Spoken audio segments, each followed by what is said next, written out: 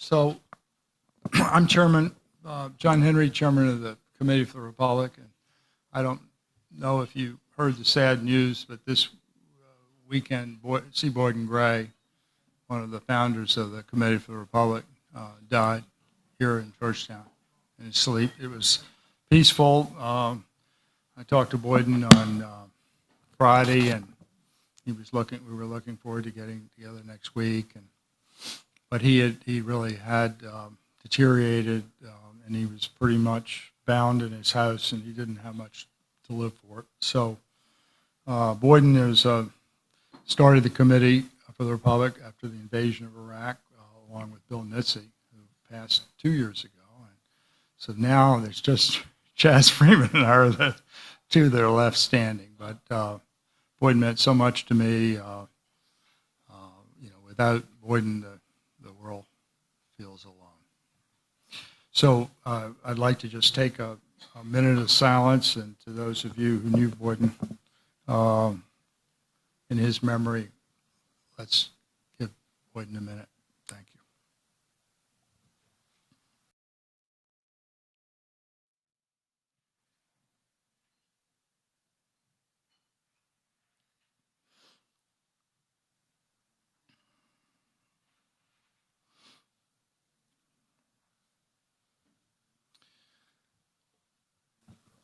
Okay. Let's begin. What is the difference between the American Republic and the American Empire? The American Republic, as John Quincy Adams said, celebrates the march of the mind. The American Empire celebrates the march of the foot soldier. The American Republic's birth certificate is the Constitution. The birth certificate of the American Empire is the strong do what they will, and the weak accept what they must. The foreign policy of the Constitution is neutrality and influence abroad by example. Foreign policy of the American Empire is manifest destiny. The lifeblood of the American Republic is separation of powers. The lifeblood of the American Empire is limitless executive power. Ben Franklin advised at the Constitutional Convention that had given birth to a republic, not a monarchy, if we could keep it. Keeping it requires education. As Thomas Jefferson instructed, if a nation expects to be ignorant and free, it expects what never was and never will be. James Madison echoed the same sentiment: knowledge will forever govern ignorance. If Americans voted out of office senators and representatives for violating their oath of office to defend the Constitution by unilateral surrender of the war power to the White House, chronic and pointless presidential wars would never have begun. Congress has declared war in but 5 conflicts over 234 years. We added it up the other day. It was not 234 years. Clinton asked for war against Serbia in 1999. What did Congress do? Congress balked. Obama asked for war against Syria in 2013. What did Congress do? Congress balked. Congress has declared war in only cases of actual or perceived self-defense. So that gets us to our speaker tonight. So let's imagine here for a moment that the American Republic is alive and well, and Congress did, and it's doing its job.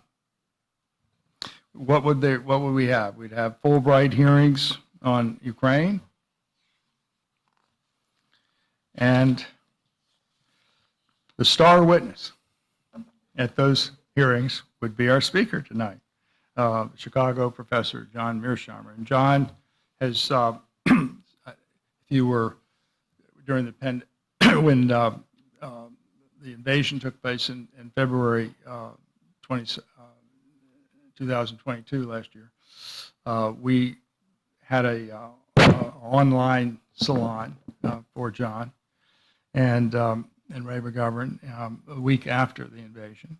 And we couldn't do it in person. We were back in the club, and that got over 1 million views. So every time John talks somewhere, he gets 1 million views. So clearly he has the standing to talk to us tonight. So John, welcome. It's great to have you back in person. I guess this is your third time. That was a second, and we did the one on Israel with you years ago. And so the questions, he's going to have a great presentation, but is Zelensky Ho Chi Minh? Or is he Zim? Is Ukraine Putin's Waterloo? Does Putin have less moral authority in Ukraine than the United States did with the American Indians? With Iraq, Libya, Yemen? John, we're eager for the debate that the Constitution ordains and demands. So glad you can be here with us.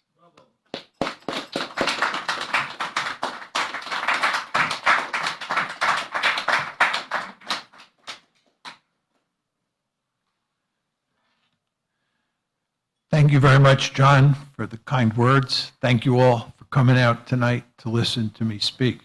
It's actually a pleasure to be here. There are three basic questions on the table about Ukraine. The first is, what caused the war? Number two is, what's the state of the war today? Where are we at the moment? And then the third question is, what is likely to happen moving forward? And I don't want to talk about the causes of the war. I may say a few words in the conclusion, but I'm not going to talk about the causes of the war. I want to focus mainly on where this train is headed. But to talk about where the train is headed, it's important to talk about where we are today first, and then segue in to talking about the future. And I'm going to make two arguments. The first argument is that there's no chance of a meaningful peace agreement. There may be at some point in a distant future a ceasefire, and that will then turn into a frozen conflict. But the chances of resolving this in any meaningful way are remarkably small, in my opinion. And then my second argument is that the Russians are going to win the war. They're not going to win a decisive victory, but they're going to end up conquering a huge chunk of Ukrainian territory beyond what they already have. And they're going to take Ukraine and make sure it remains a dysfunctional rump state. Let me make three preliminary points before I get to the substance of my talk. First of all, I'm predicting the future. And as we all know, we live in a remarkably uncertain world, and prediction is, a tricky business at best. So just be aware that I'm not speaking the truth. I'm telling you what I think is likely to happen. Second point is, I am in the business of explanation. I'm not trying to justify the behavior of Putin or tell you what I hope happens. I'm simply going to tell you, based on a lot of experience thinking about these issues, what I think is going to happen. And then finally, you want to understand that I really need 4 hours, but John wouldn't give it to me. So I'm going to be quite cursory on a number of issues, and that'll leave plenty of opportunities for you folks to ask me questions, and I'll answer questions for as long as you want and John permits. Okay, so again, what I'm going to do is first focus on where we are today, right? And then I'm going to segue into talking about where this train is headed. With regard to where we are today, there are three main actors in the story. The United States or the West is one, Ukraine is two, and then on the other side, you have the Russians. And what we have to talk about is the threat environment that each one of those actors faces, and the goals of each one of those actors as things stand today. In other words, we want to look at Russia, the West, and Ukraine. Focus on what the threat environment is, what their goals are. And then finally, we want to say some words about what the situation is on the battlefield today. And that's the basic outline I want to take you through in talking about the present situation. First of all, with regard to Russia's threat environment, there's no question that the Russians believe that they face an existential threat from the West and from Ukraine working together against them. An existential threat in the sense that they believe that their survival is at stake. And I can unpack later, if people would like, what is meant by the term survival. But there's no question that Putin himself uses the phrase existential threat to talk about what the Russians are facing. Now, there are two layers to that existential threat. The first layer is the pre-war layer. And that one is all about the West's efforts, and here the United States was really in the driver's seat, to make Ukraine a Western bulwark on Russia's border. And that strategy or policy, of course, included NATO expansion, EU expansion, and turning Ukraine into a pro-Western liberal democracy. Those three policies packaged together were all designed, again, to make Ukraine a Western bulwark on Russia's borders. The Russians made it unequivocally clear from 2008 forward that this was unacceptable and that it was not going to happen, and they made it clear that they would destroy Ukraine as a functioning society before they would let it happen. That's the first layer of the existential threat. The second layer of the existential threat comes into play after the war starts. Once the war starts, the United States has to stipulate what its goals are vis-a-vis Russia. And we have made it clear that our goal is to defeat the Russian military in Ukraine, to wreck its economy, and to, in effect, knock it out of the ranks of the great powers. There's also all sorts of rhetoric coming from the West and people in the administration, right, that make the argument that we should go beyond that and that we should pursue regime change. Then we should put Putin on trial. And there's even lots of talk these days about breaking apart Russia the way the Soviet Union broke apart in December 1991. This is the second layer of the existential threat. So there's no question that the Russians see themselves facing an existential threat. And I might add here that I have a number of friends who argue that the Russians are not facing an existential threat. My response to them is very simple. It doesn't matter whether you think they're facing an existential threat. The only thing that matters is whether they think they're facing an existential threat. And there the evidence is remarkably clear, in my opinion. So that's the threat environment for the Russians. Then the question is, what are their goals? Now, a lot of people think that the Russians are bent and have been bent since February 24th, 2022, in conquering all of Ukraine and in absorbing it into a greater Russia. The Russians have never been interested in that, and they're not going to try to do that. What the Russians are interested in doing is capturing a substantial portion of Ukraine and also making Ukraine a dysfunctional rump state. They have already formally annexed 4 oblasts plus the Crimea. And they have made it clear they have no intention of giving that territory up. I might add here that they don't control all 4 of those oblasts completely at this point in time. But those 4 oblasts plus Crimea make up 23% of Ukraine's territory. I also believe that they will take the 4 oblasts that are immediately to the west of those 4 oblasts, and this includes Odessa and Kharkiv. And once they do that, they will control 46% of Ukrainian territory.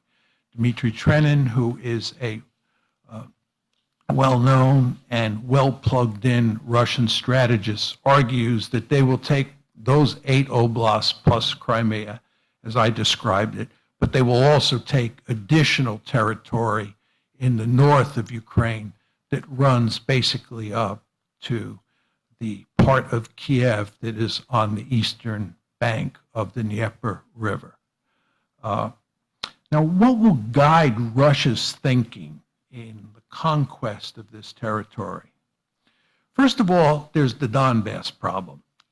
The Russians have to make sure that they basically take and control all of the areas that have large numbers of ethnic Russians and Russian speakers.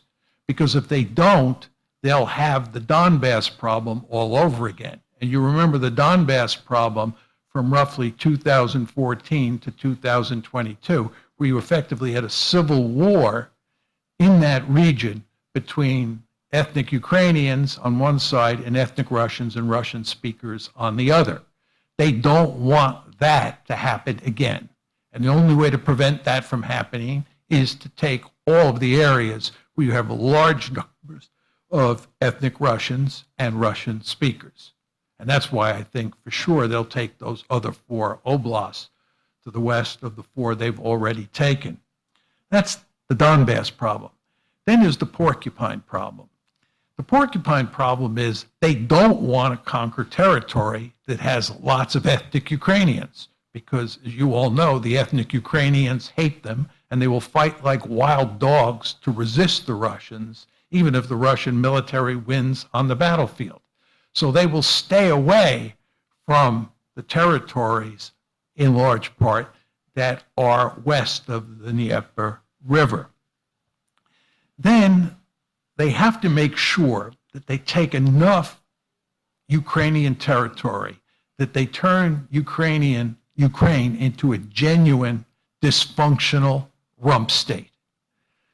For example, it makes eminently good sense, so lots of Russians say, to take Odessa, because if they control Odessa in addition to all of what they now control, they basically control Ukraine's Black Sea coastline, and that will enable them to strangle the Ukrainian economy whenever they see fit. So my argument is they're going to take a lot more territory than they already have taken, if they can. And you want to understand that I have not said anything about the military dimension of this conflict. And it may be the case that they don't have the military capability to take all that territory. We'll discuss that later. But now my point is that in terms of the goals that the Russians have set for themselves, I believe, based on a series of articles and conversations with some Russians, that their interest is in taking a large chunk of Ukrainian territory and also turning Ukraine into a dysfunctional rump state and keeping it as a dysfunctional rump state. Now, what about the United States and the West? And when you talk about the West, the main focus is on the United States because the United States is the leader of the pack. But nevertheless, the Europeans do matter somewhat. I don't want to completely dismiss their influence. Let's talk first about the threat environment, as I did with the Russians, and then go to the goals. It's very interesting. Before 2014, this is when the crisis first broke out, you all remember, in February of 2014, February 22nd, 2014. Before that date, even though we were interested in expanding NATO eastward, there's no evidence in the public record that that was aimed at containing Russia. There's no evidence that we thought Russia was a serious threat before February 22nd, 2014. But of course, when the crisis broke out, we did a sudden turn, and all of a sudden, Russia became a really serious threat. And you all understand that the reason we did that was we did not want to blame ourselves for the outbreak of the crisis. We wanted to blame the Russians. So, of course, Russia had to be a threat. Putin had to be an imperialist bent on creating a greater Russia. But that happened all of a sudden. But nevertheless, we did not view Russia as an existential threat at the time. I think since the war has started, we have slowly but steadily worked ourselves in the West to the point where we now view Russia as an existential threat. I'm not completely sure that's correct, right? But that's my sense, that that's where we're at. In the Russian case, it's easy to make the case that they see what we're doing in the West with Ukraine as an existential threat. And I'll get to Ukraine in a second. It's easy to make the case that Ukraine sees what the Russians are doing as an existential threat, obviously, right? With regard to the West and with regard to the United States in particular, it's a trickier case, so be aware of that. And we can go over that issue in the Q&A if need be. But why do I say that? Well, first of all, if you look at the East Europeans, and here we're talking mainly about the Poles and the Baltic states, they clearly view Russia as an existential threat. But I would argue that virtually every country in Europe depends for its security on NATO. This is not talked about much in the West, but the fact is that deep down, European leaders completely understand that NATO provides security for them. It's their security umbrella. And the great fear here is that if we lose in Ukraine, it will do significant damage, maybe even destroy the alliance. And therefore, people are deeply committed to making sure that that doesn't happen. And I sense that is, in effect, an existential threat. Then there's the United States and China. The fact is that the United States sees China as a greater threat than Russia. And in the United States, there's a widespread feeling that if we lose in Russia, that this will have a devastating effect on our ability to contain China. So we have to win. I think, in my opinion, there's no question that American policymakers view China as an existential threat. It's a peer competitor that's threatened to dominate Asia. We do not tolerate that. Russia's not a peer competitor, but if Russia wins in Europe and the United States has delivered a blow, it will have significant consequences for our position in Asia. Finally, I think there is a widespread perception that the Russians are a threat to the liberal international order. And even more importantly, this is a fight between democracies and authoritarian states. And if the Russians win, it'll be a devastating blow to the democracies in their competition with these authoritarian states. So you have somebody like King Charles, who recently said in Germany, the security of Europe as well as our democratic values are at stake. The security of Europe as well as our democratic values are at stake. I think that view is widespread in Europe and even in the United States. And in fact, these are the words that were recently introduced in a congressional resolution that has not been passed yet. Quote, United States interests, European security, and the cause of international peace depend on Ukrainian victory. All of this to me hints that we view what the Russians are doing as an existential threat. Now, what are our basic goals? I've already explained what our basic goals are, right? We are bent on, again, knocking Russia out of the ranks of the great powers.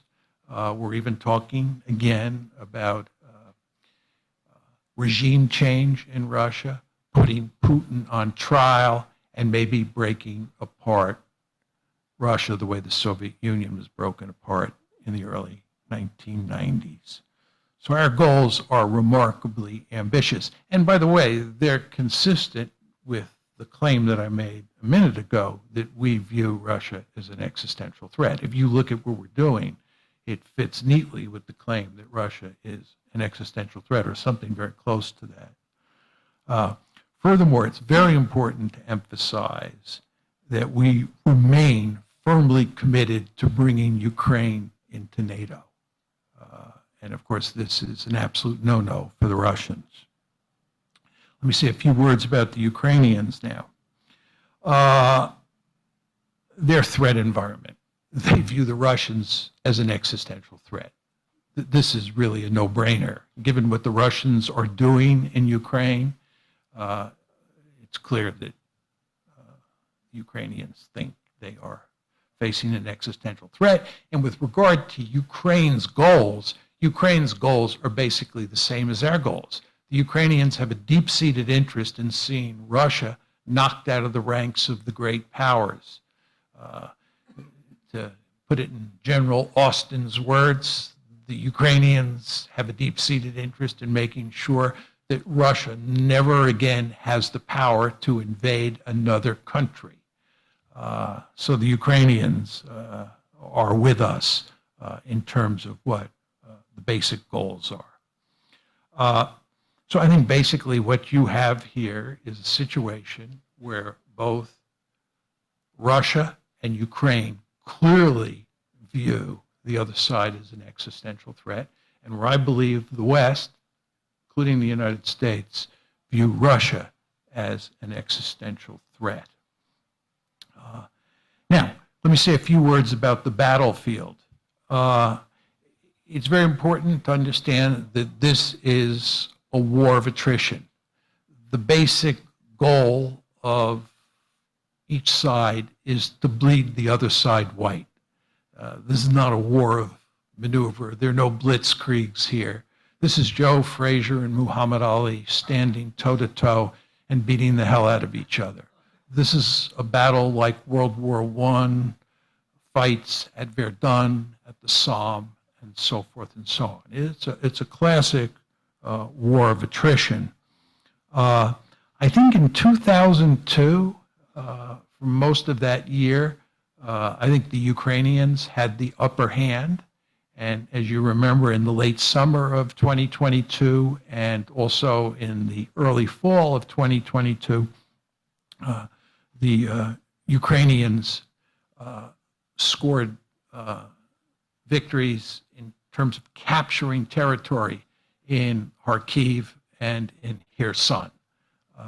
And as you know, the Ukrainians were, at the end of last year, at the end of 2022, thought by many to be in a position where they could actually win the war, because 2022 was a good year. I believe that after the Russians mobilized 300,000 troops and begin to rationalize their military, make the necessary adjustments, I think what happened is that the Russians got the upper hand in 2023. And I think the Russians now have the upper hand. I think the fact that the Russians just took Bakhmut, this fight that lasted for many months, and where the Ukrainians fought fiercely to contest the Russians. The fact that the Russians won, I think, is evidence that the Russians have the upper hand.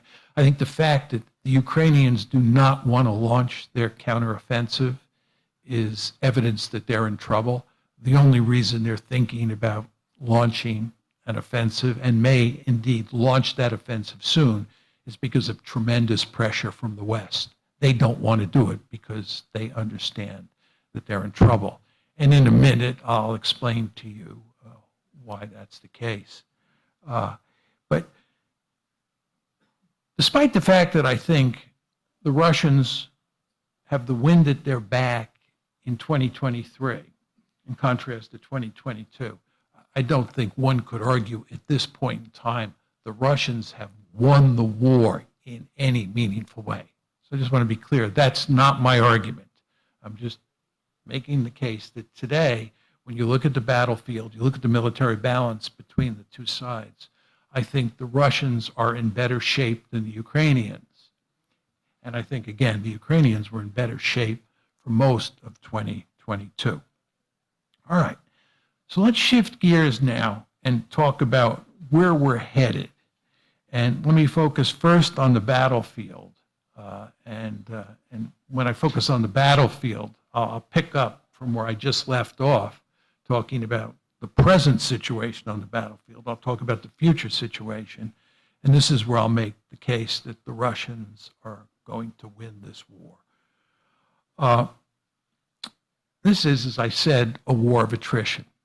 It bears more resemblance to World War I than it does to World War II. And who wins a war of attrition is a function of three factors: the balance of resolve, the population size of the adversaries, and the amount of artillery that each side has.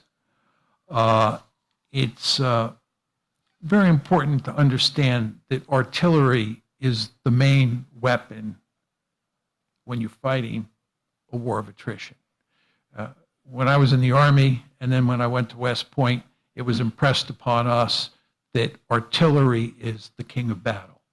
And when you get into a fight like the Ukrainians and the Russians are now engaged in, the casualty exchange ratio is largely a function of the artillery on each side.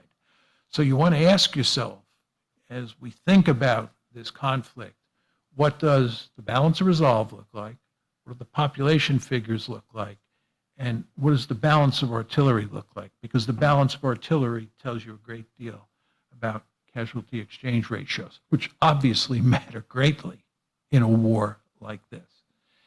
All right, start with resolve. In terms of resolve, I don't think there's any meaningful difference. Obviously, the Ukrainians are resolved to win this one and to get back their territory. Completely understandable. And obviously, the Russians are resolved to win this one and settle this conflict as best they can on favorable terms. And given that they think they see an existential threat facing them, their resolve is great. So I don't see any meaningful difference in the balance of resolve. What about the balance of population? Going into the war, the Ukrainians had far less people than the Russians. The balance was 3.5 to 1 going into the war. There were 3.5 Russians for every Ukrainian. Today, I believe there are 5 Russians for every 1 Ukrainian. You just want to think about that. 5 to 1 imbalance. You all understand that 8 million Ukrainians have left the country. 3 million have gone to Russia. And that 3.5 to 1 ratio that I gave you was based on the assumption that those Russian speakers and ethnic Russians in the Donbass counted as part of the Ukrainian population. They're now counted as part of the Russian population.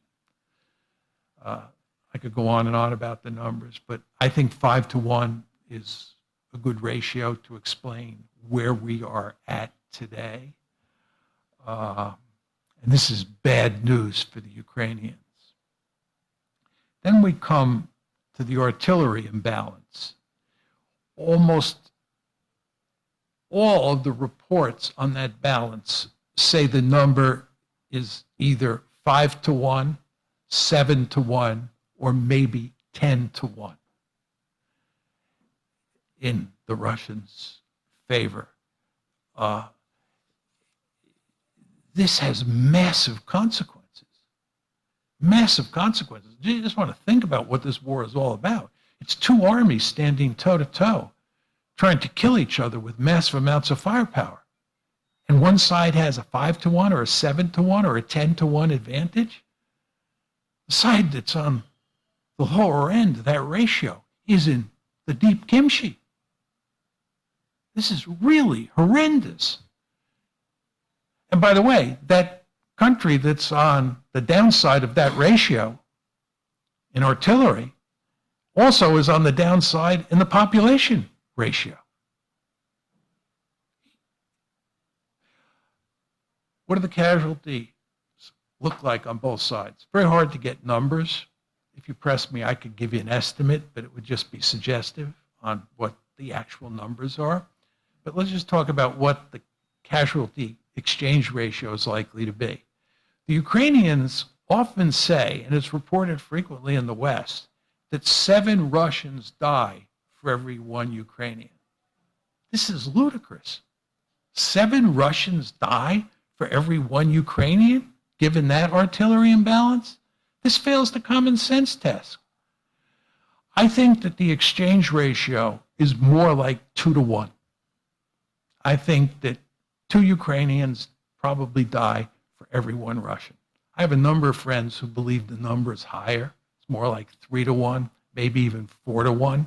Again, just given those artillery figures, it's got to be 2 to 1 at least. So the Ukrainians are losing lots more people than the Russians are. Now, let me argue against myself, okay?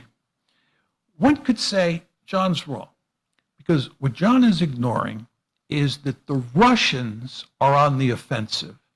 As you all know, the Russians are the aggressor here. There's no question about that. It was Putin and company who invaded Ukraine. They are the aggressor. They are on the offensive. And as you know, offenders usually suffer 3 casualties for every 1 casualty that the defender suffers. This is the famous 3 to 1 rule of thumb. You need 3 attackers. You actually need more than 3 attackers, right, to overcome 1 defender on the battlefield, because the offender is out in the open and is exposed to fire, whereas the defender is down in a foxhole or down in a trench and is protected somewhat, okay? So the argument against me is that because the Russians are the aggressor or the offender, they should be suffering 3 casualties for every 1 that the Ukrainians suffer. There's 3 problems with this argument. The first is that the Ukrainians have been on the offense almost as much as the Russians have been. As I said to you before, 2022 was a very good year for the Ukrainians because they launched offensives in Kharkiv and Kherson. And they were launching other offensives of a smaller nature in other places. People were talking about the Ukrainians' ability to engage in maneuver warfare. Okay? So if you look at the course of the war since February 24th, 2022, it's very difficult to make the argument that the Russians have been on the offensive more than the Ukrainians have been on the offensive. It looks like a wash to me. Another problem with this is if you look at the actual battles, places like Bakhmut, sorted other places where the Russians and the Ukrainians have really duked it out, what you discover is that the defender often counterattacks. And what that means is that the defender goes on the offense. So I spent a lot of time way back when studying Civil War battles and studying World War I battles. If you look at those battles and you look at who is the attacker and who is the defender, in some cases, this is true of Verdun, the offender actually suffers less casualties than the defender, right? And that's because the defender goes on the offense for defensive purposes. And the offender becomes the defender. And then the offender goes back on the offense, right? So you have this back and forth. Look at Civil War battles. You look at the 12 biggest Civil War battles. The casualty exchange ratios, regardless of who initiated the campaign, are basically 1-to-1 in a good number of those cases. It's really quite interesting. So it's very hard to say that in the battles that have been fought in Ukraine, that the Russians have been the attackers. And they therefore have suffered much greater casualties. Because even if they were initially the attackers, they morphed into defenders at different points, then went back to being offenders, and the same basic process was taking place on the Ukrainian side. And the end result is it's a wash. Third argument you want to keep in mind is that in the Western media, you see constant references to the Russians launching mindless frontal assaults or frontal attacks. Think of World War I, everybody getting up out of the trenches, charging across an open field and getting mowed down. And this is the picture that the media wants to give you of what the Ukrainians are facing when the Russians come at them. And of course, they're just mowing them down. And this is why there are 7 Russians dying for every 1 Ukrainian. This is a myth. It's just simply not true, right? This is not to say the Russians haven't launched a few frontal attacks here and there. But it's very clear from the news reports that the Russians have become much more sophisticated. And they're using their infantry in small packets to basically smoke out, figure out where Ukrainian forces are, and then pouring huge amounts of artillery on those forces. They're not engaging in frontal assaults. And amazingly, 10 minutes before I came down, I was looking at my iPhone, and the latest issue of The Economist came across. And this is one of the lead stories. Russia's tactics are improving, but Ukraine can still win. Russia's tactics are improving, but Ukraine can still win. See, what's happened here is that The Economist has got hold of a new report that's come out from the Royal United Services Institute in Britain, which I would suggest you all take a look at. It makes it very clear that the Russians are employing smart tactics. They're not employing frontal wave tactics. So the end result of this is that large numbers of Russians are not dying, right? There's no question Russians are dying, but they're not dying in anywhere near as large a number as the Ukrainians are. So I think 2-to-1 is a reasonable estimate, a casualty exchange ratio of 2-to-1. And I think when you marry that to the population size of Ukraine and the population size of Russia today, you can see what's going on in Ukraine. What exactly do I mean by that? It's quite clear that Ukraine is engaged, from their point of view, in a total war. They have mobilized their entire society. They have soldiers who are as old as all of us out there fighting. They have old dogs and young dogs, lots of untrained people. It's because they're desperate. It's because they're desperate. And they're also dragging people off the street, right? There are all sorts of stories about how they're out searching for young people who they can commandeer and put in the military. This is not the case with the Russians, right? In fact, lots of people, me included, wonder why the Russians haven't really mobilized their society in a larger way, right? And by the way, this big fight that just took place in Bakhmut, it's clear that the Ukrainians pushed large numbers of their best troops into Bakhmut to try and hold Bakhmut. It was not the Russian army, however, that was doing most of the fighting in Bakhmut. It was the Wagner group. There's this huge Russian army out there. Remember those 300,000 people they mobilized? And those people were mobilized on top of a foundation of soldiers that already were there. They have a lot of people. They have a lot of people in their military. But their mainline forces have not been fighting. The Ukrainian forces have been fighting the mainline forces. They tried like crazy to hang on to Bakhmut, and they couldn't do it, but it was with mainline forces. All right. All of this tells you why I think they're going to win. Now, let me conclude by talking about the possibility of peace agreement. Not going to be a peace agreement, meaningful peace agreement. Not going to happen. You'll get a frozen conflict. Why is there not going to be a meaningful peace agreement? Two main reasons. The first is the territory problem. The Ukrainians want their territory back. The Russians have made it clear they're not going to get their territory back. The Russians are not going to give up those 4 oblasts they annexed. They're not going to give up Crimea. And the Ukrainians insist on getting that back. Zelensky told Xi exactly this. There'll be no peace agreement until we get all our territory back. And the Russians are going to end up taking more territory. And they're not going to give that back either. How do you square that circle? Second big problem is the neutrality problem. The Russians insist that Ukraine be neutral. Right? They've insisted this from the beginning, and their argument is if Ukraine can't be neutral, they're going to wreck it.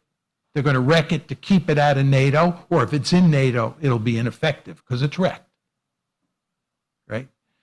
The Ukrainians, on the other hand, they don't want neutrality. The Ukrainians, for completely understandable reasons, want a security guarantee from someone. Well, there's the question of who is that someone? The only someone out there is the United States or the West or NATO. And that's not going to happen, right? That's not going to happen in ways that will please the Russians. The Russians will not accept that. So how do you square that circle? Right? You don't. Two other quick problems here. One is the hyper-nationalism problem.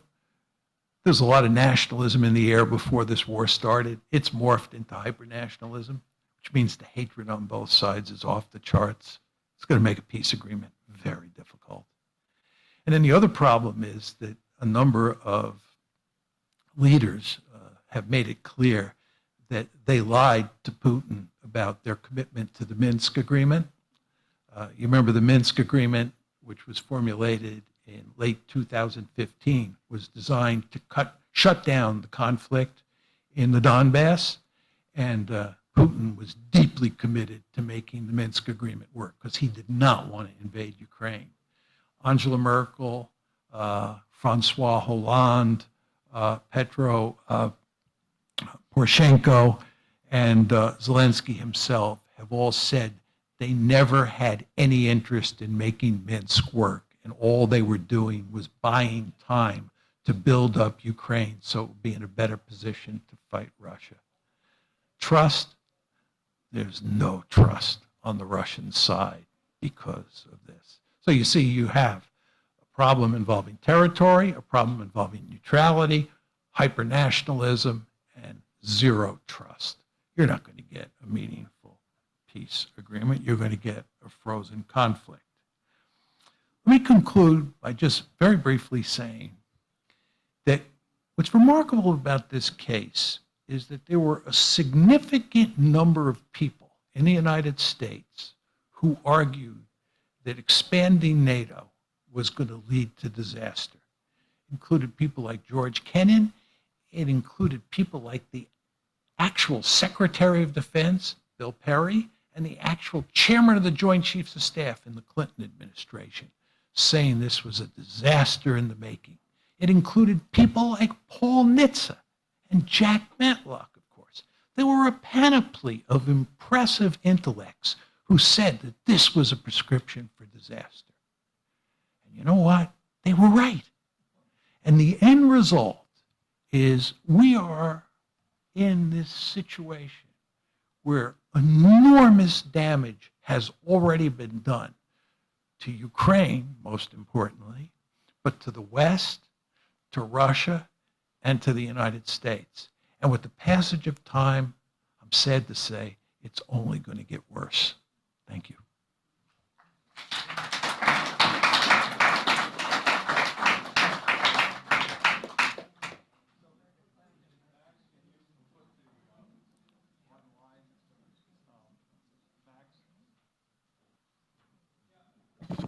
put the online people up? Thank you, John. That was great. Um,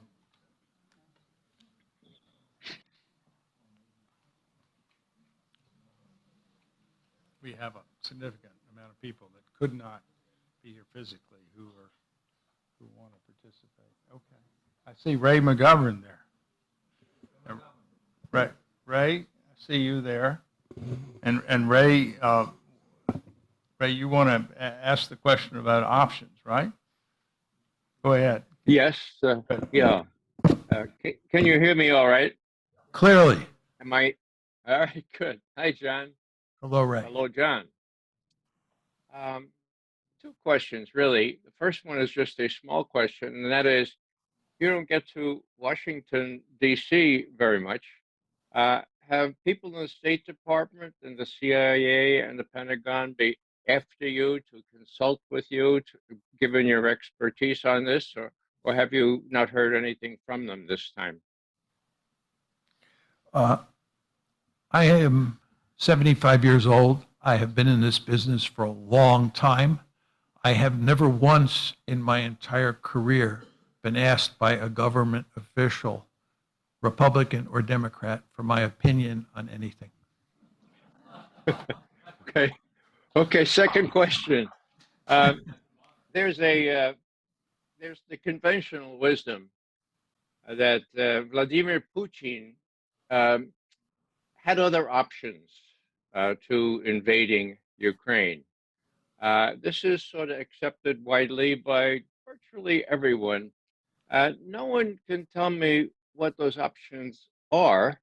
Do you know what they might be talking about, John? End of question. No, I don't think he had any other options. I do believe that Putin was deeply committed to finding a negotiated settlement to the problem. As I said to you in my formal comments, he was deeply committed to the Minsk agreement because what he wanted to do was shut down the conflict in the Donbass so he would not have to invade.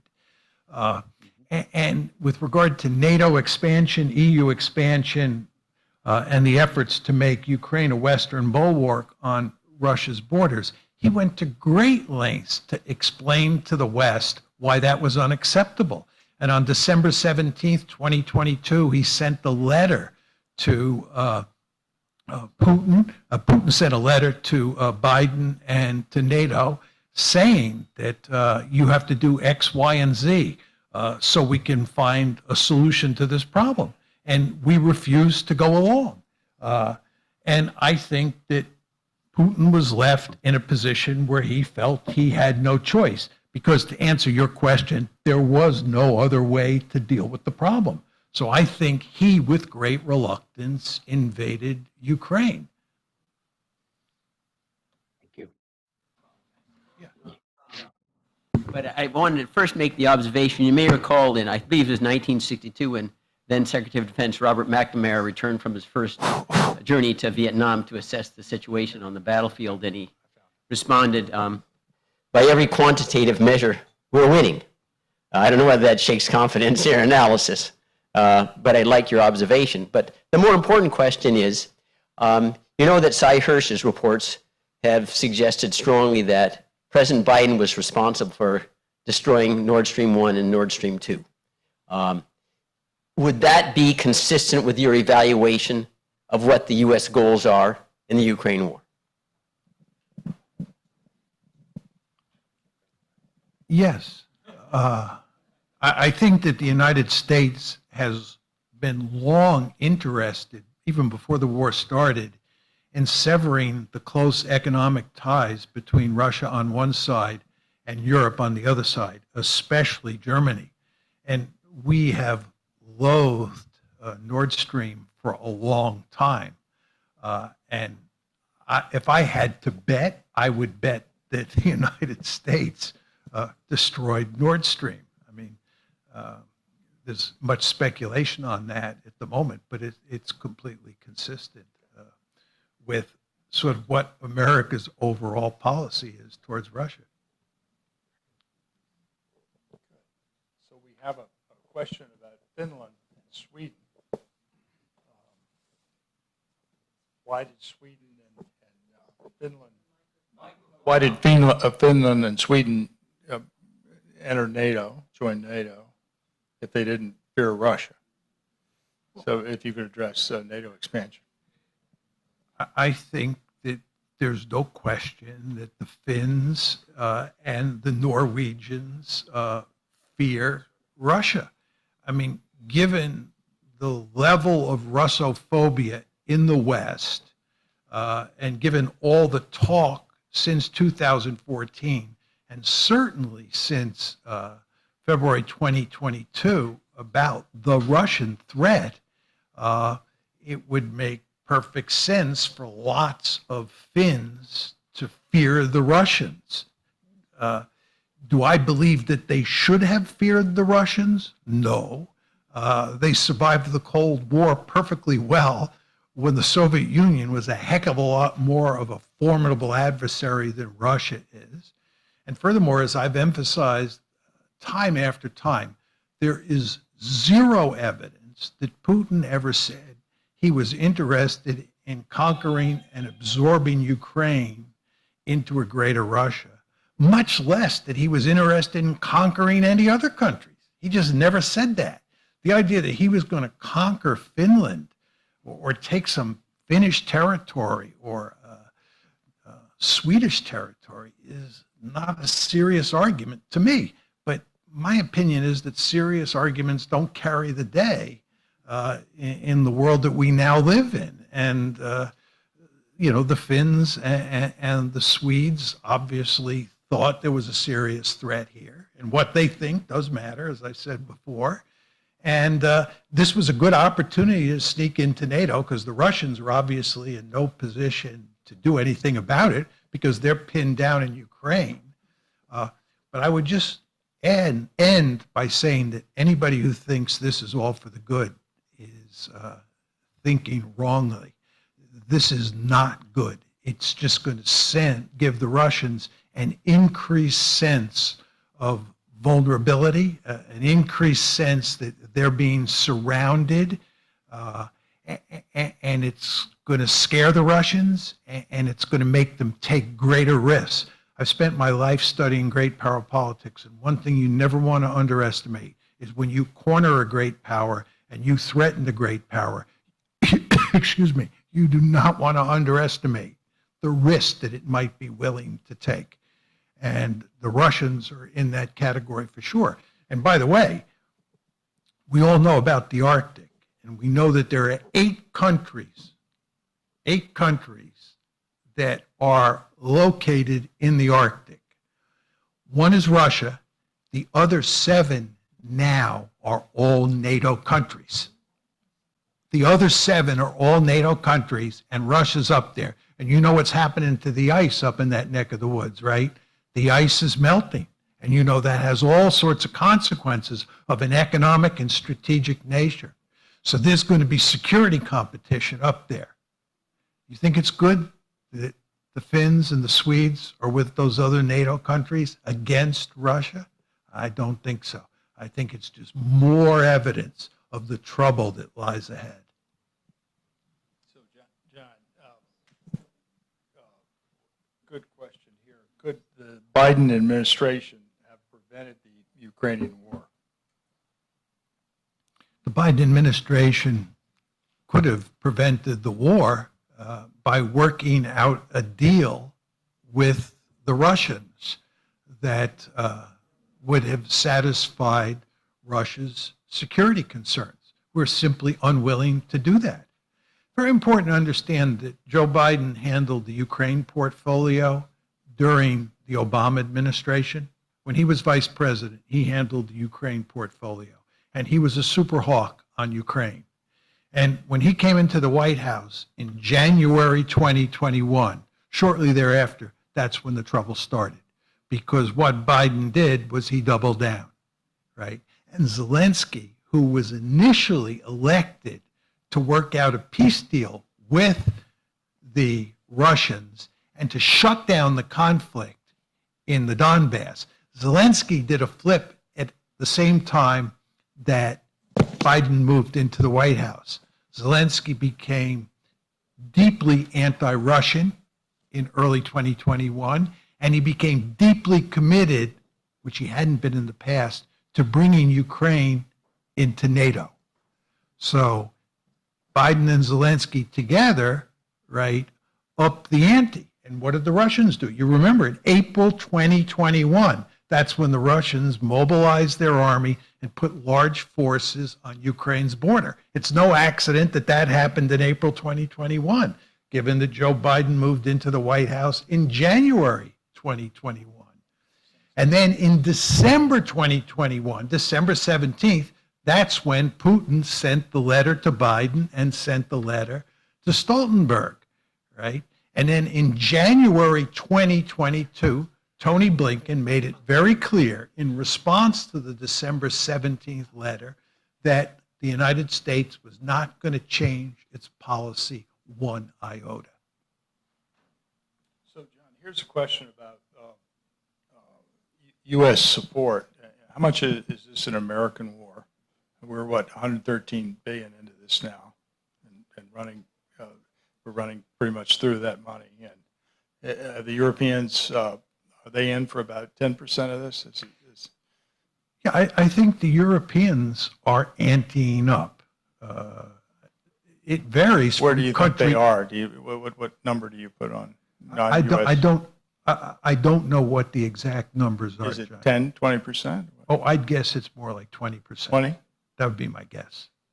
So the question then is if the West's support for Ukraine were to stop, would their peace demands, would that change your forecast on your pessimistic forecast on diplomacy? Well, if the West stops arming Ukraine, Ukraine is doomed, right? There's just no question about that, right? I mean, the Russians have an indigenous armaments industry that's actually quite impressive. They have an armaments industry that's designed to fight World War I. And since this war looks like World War I, they're in quite good shape. The Ukrainians, on the other hand, do not have an industrial base that comes even close to being able to fight this kind of war. So they're heavily dependent on us. And by the way, we have trouble. We have trouble giving the Ukrainians what they need. They need artillery.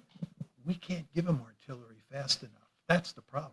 That's why we're giving them things like tanks and talking about F-16s. We don't have the artillery to give to them, okay? But the point is, John, they depend heavily, the Ukrainians depend heavily on the West for money, right, to keep their government running, and they depend heavily on us for weapons, and will rely more and more on us for weapons moving forward. If we cut off the flow of weapons to Ukraine, the Russians would be in the driver's seat. There's just no question about that. But we're not going to do that. We're in this one too deep. You remember how long it took us to get out of Afghanistan? 20 years. 20 years to get out of Afghanistan. And a lot of us in this room were old enough to remember the Vietnam War. It tore the country apart, and it took us a long time to get out of that war, and it was only when Congress basically told the executive, this war's got to end, right? And we're a long way from that point in this country at this point in time. So I think we're in. I think the Europeans are in. Our support may diminish somewhat, but I don't think it's going to diminish much.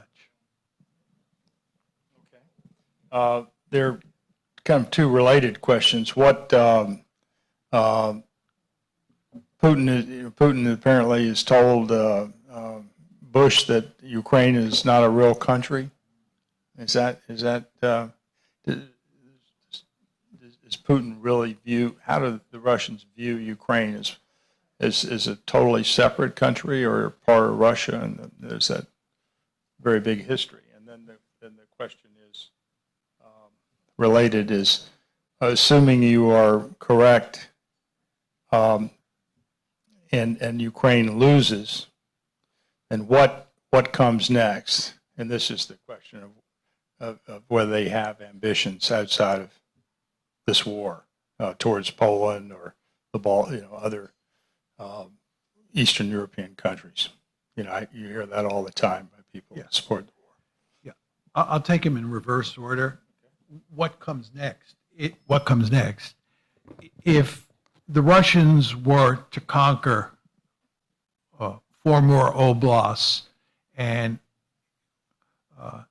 basically stop there, because that was all the territory they wanted, given the demographics, I think the Russians would then spend the next 25 to 30 years trying to absorb those 8 oblasts into Russia. You understand, when you see places like Bakhmut, you see the pictures of Bakhmut, how it's been totally destroyed. Well, that's going to be Russian territory, right? They're going to have to repair Bakhmut. There's going to be a huge amount, I didn't talk about this, of ethnic cleansing that takes place, or population transfers. Lots of ethnic Ukrainians are going to move west, and lots of Russian speakers and ethnic Russians are going to move westward.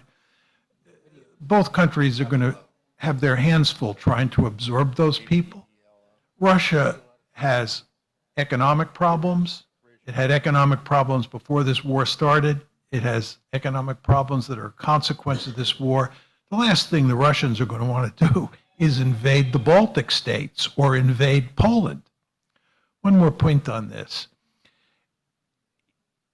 If you look at the Soviet experience in Eastern Europe during the Cold War, trying to occupy and manage their so-called allies in Eastern Europe, it was actually something of a nightmare.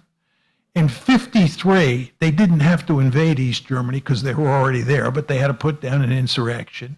They had to go into Hungary in 1956. They had to go into Czechoslovakia in 1968. They almost went into Poland 3 separate times, except the Polish communists put down the problem, right? Then they had to deal with the Albanians and the Romanians. Talk about something that could really give you a headache. The last thing the Russians want to do is conquer those territories which are filled with people who hate Russians, don't want to be part of Russia, and will put up great resistance. It makes no sense at all. And this is why Putin has never said he had any interest in creating a greater Russia or incorporating all of those Ukrainians into a greater Russia.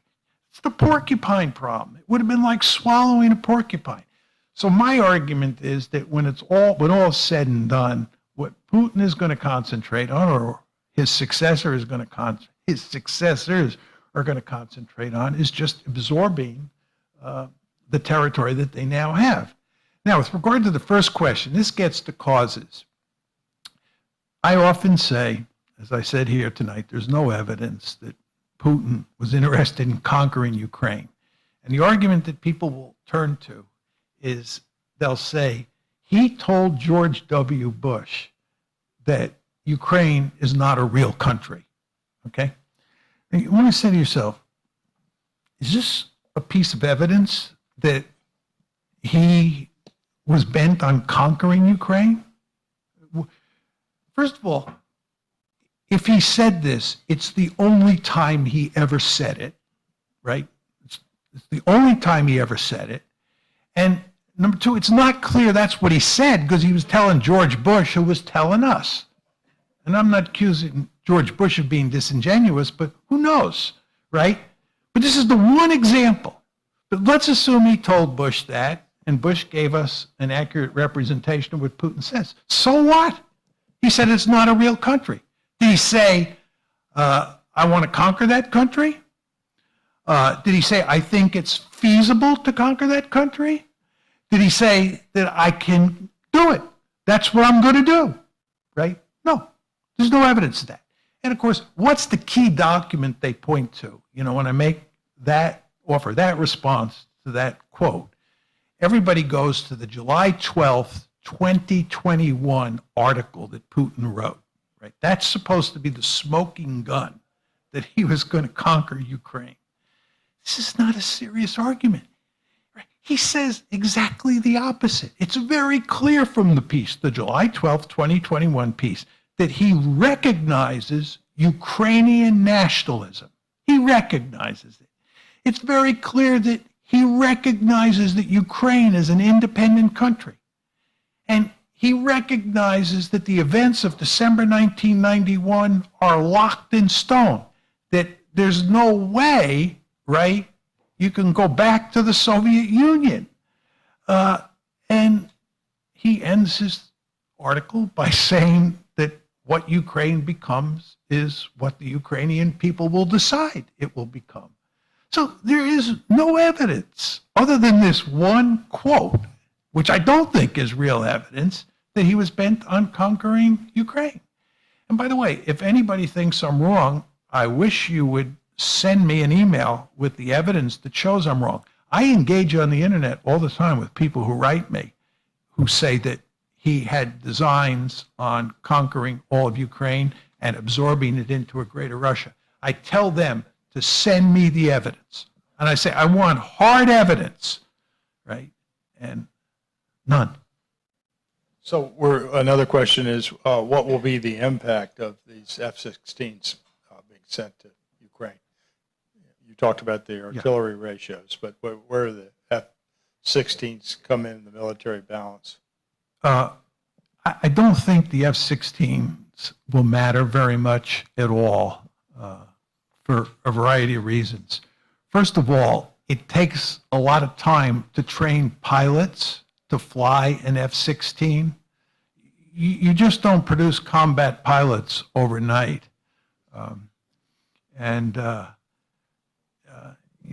If you go back to the Battle of Midway in World War I, June 1942, about 6 months after Pearl Harbor, you remember we sunk 4 Japanese carriers at Midway, and this was seen as a mortal blow to the Japanese Navy.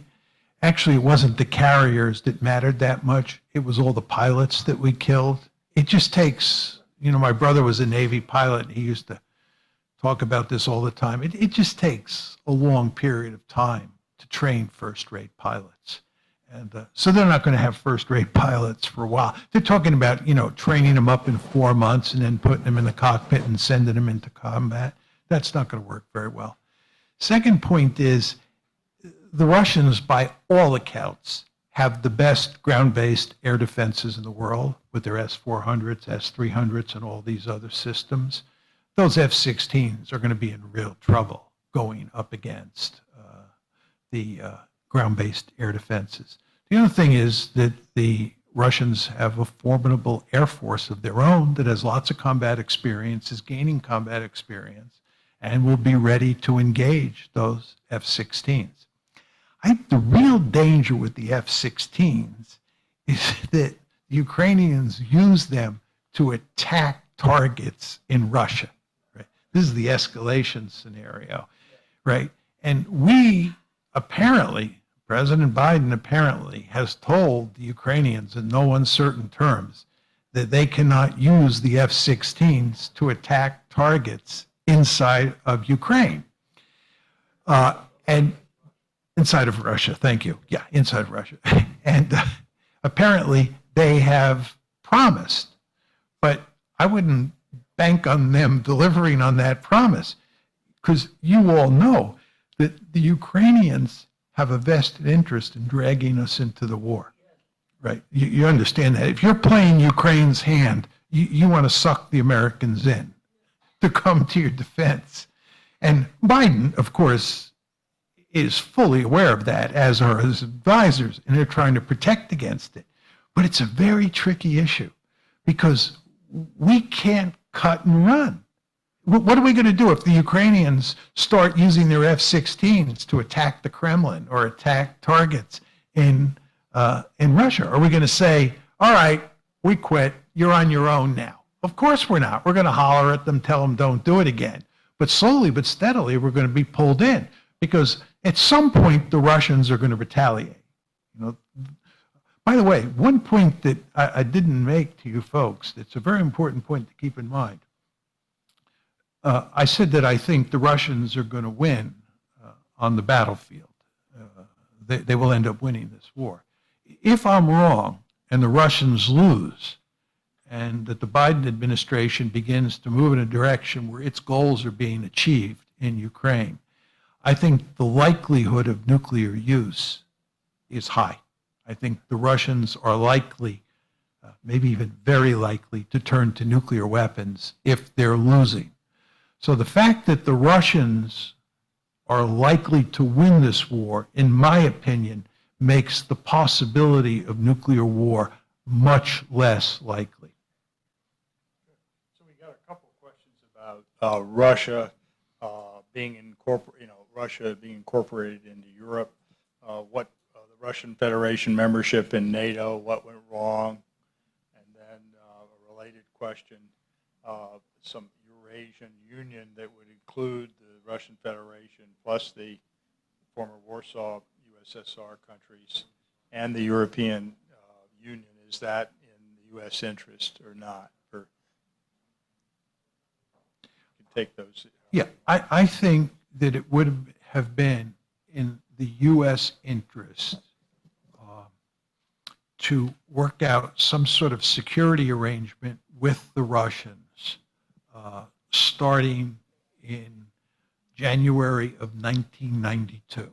Remember, Soviet Union falls apart in December 1991. The next month, January 1992. I think we had a deep-seated interest in having good relations with the Russians. My theory of great power politics tells me that if you're dealing with a really powerful Russia that's a peer competitor to us, the way China is a peer competitor to us in East Asia, you're going to have significant problems with Russia, right?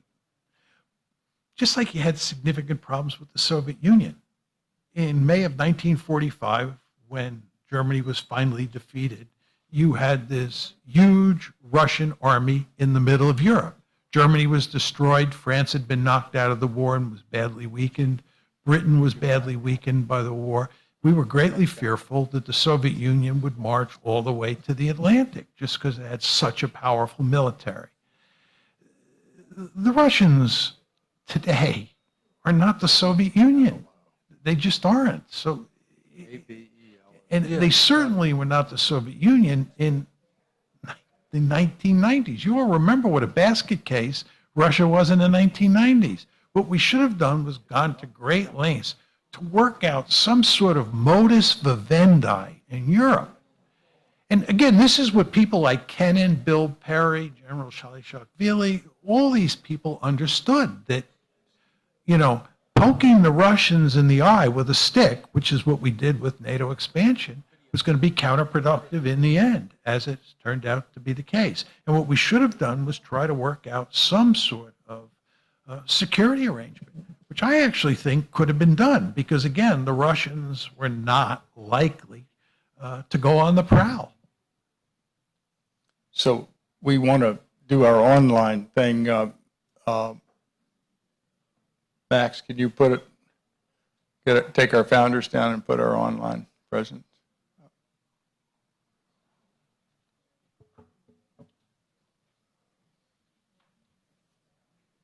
It's going to take. We'll go ahead and let you ask a question while we're waiting. Right. Professor, thank you for being here. We read a lot about you in my international relation courses, so thank you for being here. I have technically two questions for you. One, I remember on one occasion I've met with Andrei Kasarov. He was talking about Russia was ready to join NATO, and suddenly things go south. Can you talk a little bit about, based on your knowledge, why is that? Because is it us in the West that prevented that from happening? Or, of course, it was under, what's his name, Yeltsin, that could be the relations change when Vladimir Putin became president? And do you think we should have done anything to fix that problem and maybe bring Russia to NATO, would that change things a little bit? And secondly, you talk a lot about threat from pretty much both sides, especially in Eastern Europe versus the Russians. If you look at the Budapest Memorandum, the United States pretty much, I would say the West, pretty much signed up some ways to allow Ukraine to give up its nuclear weapons so that we can protect them if should something like that happen, which is what's happening now. Can you talk about the interest of the United States specifically for invest that much money? And if the United States end up, or Ukraine end up losing the war, how do you think this would impact our prestige in the world stage from a realist perspective? Thank you. Yeah, just on the whole subject of Russia joining NATO, I think that it was never possible because Russia's too big and too powerful, right? The United States likes NATO because it runs the show.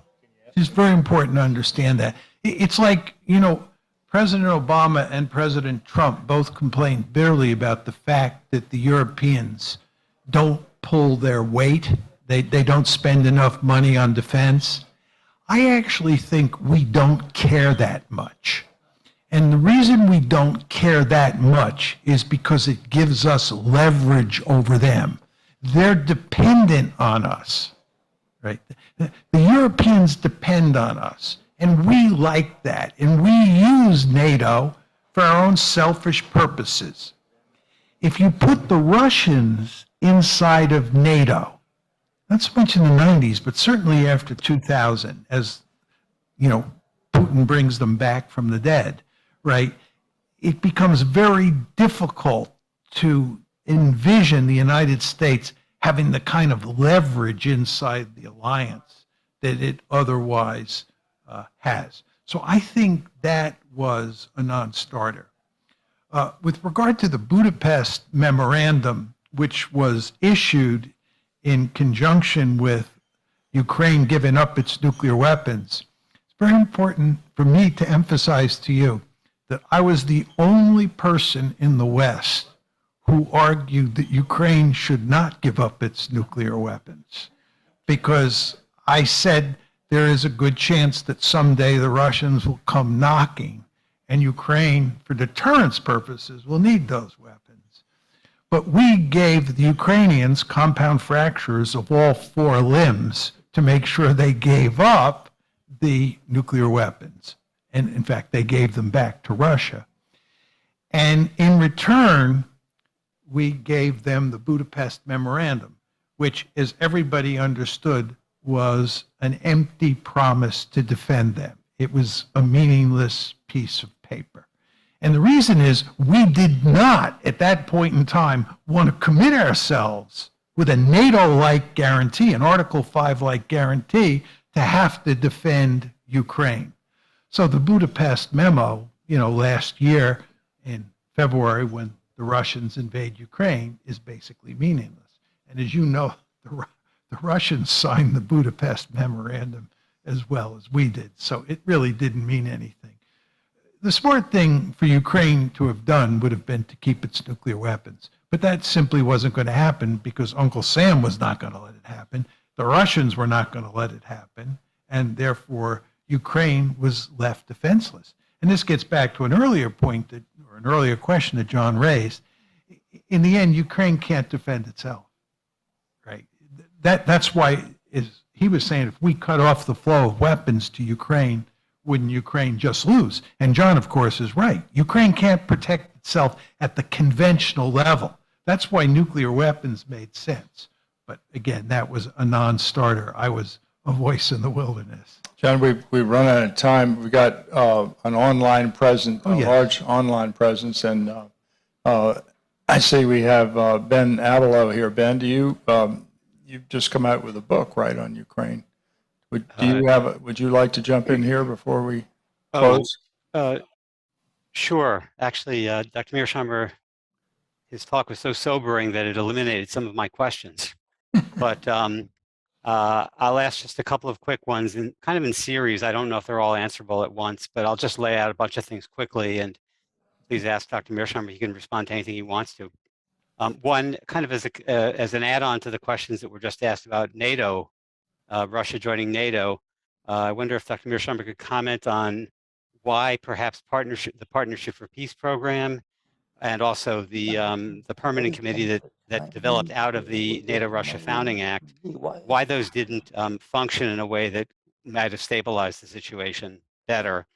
That's number one. Number two, just as kind of a totally separate issue and a little bit theoretical to start with, Dr. Mearsheimer, you've mentioned in the past in other presentations I've heard of yours that you don't view realism as a comprehensive explanation for how international relations or foreign policy actually works or develops. You view it as a model. It's a simplified model that has good predictive power. And that I think you've tossed out the figure that maybe in about 80% of the time it predicts the outcome well, and 20% it doesn't. I'm wondering if there's anything discernible or identifiable that might be responsible for the 20% of cases where realism doesn't predict, and if some way that can be leveraged to come up with creative solutions that would kind of let one break out of this trap that we seem to be in, that is, I think, to some extent at least predicted by realism right now. Thank you. Okay, just very quickly on Ben's question about the PFP. The PFP was a non-starter because the desire of the East European countries to get into NATO was great, and the interests of the administration to expand NATO, this vibrant institution that we had created in the West, and move it eastward, and move the EU eastward, these two great institutions that were left over from the Cold War, and expand them, and expand the zone of peace, right? This is what motivated NATO expansion up to 2008. Remember, I told you before 2008, nobody was talking about containing Russia.